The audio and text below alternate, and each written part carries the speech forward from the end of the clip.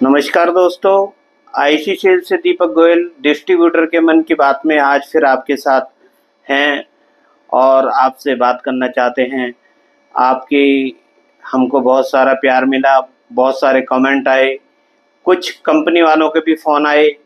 उन्होंने हमसे कहा, दीपक जी जो ये आप बात कह रहे हैं इसमें कंपनी की भी मजबूरी होती है। कंपनी के पास प्रोडक्शन होता है, कंपनी को सैलरी देनी होती है, तो उनको वो सैलरी अपनी निकालने के लिए अपनी सेल को डाउन नहीं कर सकते। मैंने कहा ठीक है, आपकी बात बिल्कुल सही है, लेकिन क्या एक डिस्ट्रीब्यूटर की मजबूरी नहीं होती है? एक डिस्ट्रीब्यूटर को अपने एम्प्लॉय की सैलरी नहीं देनी होती है? एक डिस्ट्रीब्यूटर के पास भी ड्राइवर होते हैं, सेल्समैन होते हैं और अकाउंटेंट होते हैं, सुपरवाइजर होता है, तो क्या उनको उनकी सैलरी नहीं देनी होती? जब आप अपना माल समय पे नहीं पहुंचाते हैं या माल आपके पास शॉर्ट हो जाता है, आप हमारे पास 10 गाड़ी बिक रही हैं, आप 2 गाड़ी भेजते हैं, तो क्या आप उसका कमीशन हमको दे देते हैं? डिस्ट्रीब्यूटर को तो अपनी सैलरी देनी पड़ती है ना अपने लड़कों को, उनको सैलरी भी देनी पड़ती है, माल आप दें या ना दें। एक बार को कंपनी के एम्प्लॉय की तनख्वाह पूरी मिल सकती है महीने में, लेकिन डिस्ट्रीब्यूटर के पास जब माल आएगा, माल बिकेगा, उसके बाद ही उसका कमीशन उसके पास जाएगा। तो इस बात का जवाब कंपनी वालों के पास नहीं था।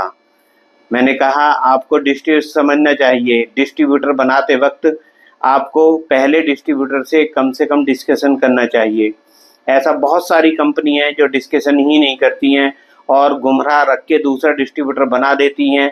पहले डिस्ट्रीब्यूटर को जब पता लगता है कि मेरी मार्केट में माल कहीं और से आ रहा है तो वो कहते हैं कि हमने दूसरा डिस्ट्रीब्यूटर बना दिया है, अब आपका एरिया यही रहेगा।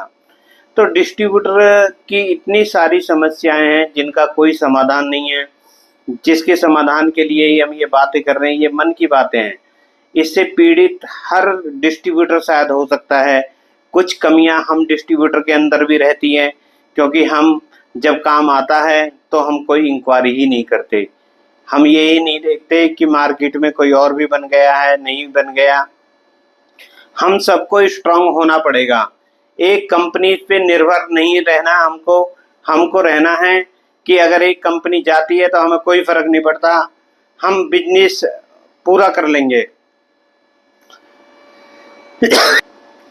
तो हमको अपनी कमजोरी को दूर करना है, कंपनी के आगे कमजोर नहीं बनना है। और अगर कंपनी का धंधा हमारे से 10 लाख का जाता है तो हमको ये अपनाना है कि हम उस धंधे को 20 लाख का किस कंपनी से करेंगे।